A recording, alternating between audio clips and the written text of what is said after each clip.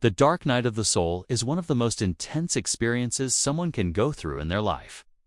It's not a fun experience by any means, but it's also an experience that doesn't last forever. So if you're going through this right now, please know that it will end. It's like a roller coaster. It goes up and then it comes back down. In today's video, we'll talk about what it is, why it happens, and how long it lasts. Let's get started. A dark night of the soul is exactly what it sounds like. It's a dark night where your soul is experiencing pain. It can feel like a never-ending tunnel of despair, hopelessness, agony, and suffering. The psychologist Carl Jung first described this term in the year 1961. He said it's a psychological conflict that overwhelms the conscious personality. According to Jung, you can think of your psyche or soul as an iceberg. Most of it is under the surface, and what you see above the surface is just the tip. There are 3 layers to the iceberg. The first layer is your conscious mind. This is what you're aware of in the present moment.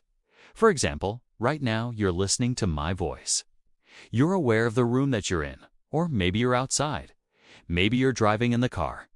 Whatever you're doing, whatever you're aware of in the present moment is part of your conscious mind. Below the conscious mind is the personal unconscious.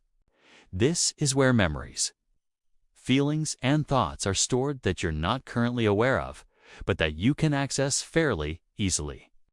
If I asked you what you had for lunch today or what you did last weekend, those memories are stored in your personal unconscious.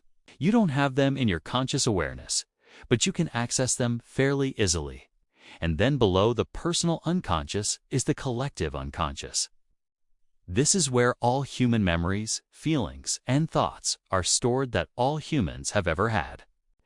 This includes your memories, feelings, and thoughts, but also the memories, feelings, and thoughts of everyone who has ever lived.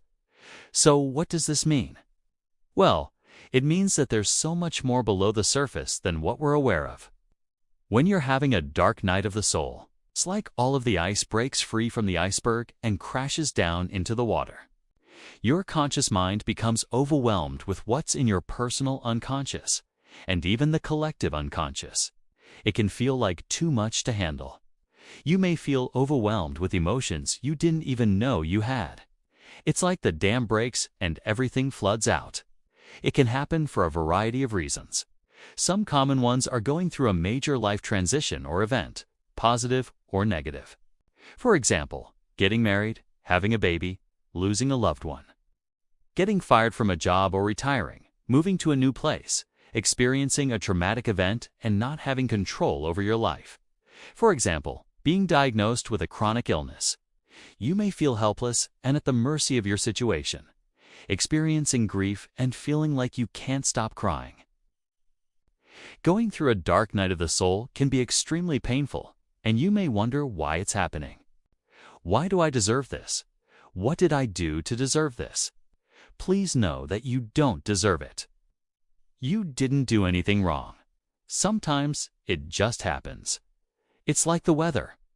It may not be fair, but that's how it is. Sometimes bad things happen to good people, and sometimes good things happen to bad people. It's just how it is. Here are some examples of what it might sound like when someone is going through a dark night of the soul.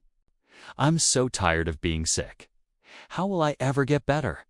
Why did this happen to me? I don't want to live like this anymore. Or someone who is grieving may say, how could this happen? They were so young. I thought we had more time. Why did they have to die? I hate this feeling.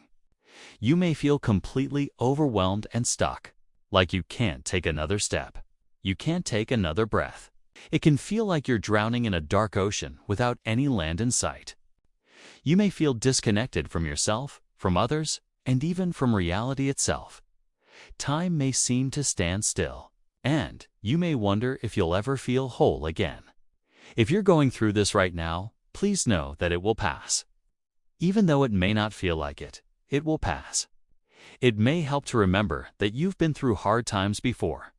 You survived then, and you're surviving now. And you will survive this too. When you're in the middle of it, it's hard to see the light at the end of the tunnel. But the tunnel doesn't last forever. How long does a dark night of the soul last? Jung said that it could take years, but I found a lot of conflicting information on how long this can last. Some sources say a few days, others say a few weeks, and others say years. I believe it depends on a few things: how severe it is and whether or not you seek support. The truth is, no one knows for sure. It's different for everyone. I would never tell someone that it's going to last a couple of days if they're in the middle of it, because it could last longer. And I wouldn't tell them it's going to last years, because it could be shorter. Everyone's different. So if you're going through this right now, please be patient with yourself. Give yourself the time that you need to heal. Don't try to rush the process. It's okay to take things one day at a time. Just get out of bed and put one foot in front of the other. That's all you can do. As you go through this, it can be helpful to remember that you're not alone. Many people go through this, but it can feel very isolating. You may feel like the only person in the world who's going through this. And if that's the case, please reach out for support. Talk to a friend, family member, spiritual advisor, clergy member, or mental health professional. And if you can't find anyone to talk to in person, please reach out to a crisis hotline. Someone will be there to listen to you and help you through this. In the midst of your suffering, it's okay to ask for help. It's not a sign of weakness. It's a sign of strength. It takes strength to admit when you need help, and even more strength to actually reach out and get it. Now let's talk about something that may give you a little bit of hope. Something good can come out of this experience. If you choose to allow it to, this experience can change you in a positive way. You may find that you become more compassionate towards yourself and others. You may find that you become more resilient and adaptable. You may find that you become more grateful for the good things in your life. You may find that you become more connected to yourself, to others, and to something bigger than yourself. The author Anne Frank wrote in her diary, "I must tell you that I often have the queerest feeling that I'm living through something that will happen to me later on in life. I must experience everything myself, both good and bad." When she wrote these words, she was hiding from the Nazis with her family in Amsterdam during World War II. Her family eventually got caught and sent to different concentration camps. Anne was only 15 years old when she died from an illness in Bergen-Belsen concentration camp. But look what came out of this horrible experience. Her diary was smuggled out and published. Millions of people have read her diary and her story and have been inspired by her courage, her strength, and her hope. If you haven't read her story, I encourage you to do so.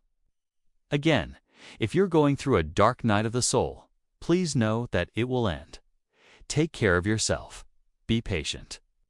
Reach out for support and know that you're stronger than you think you are. I appreciate you for watching this video. Thank you.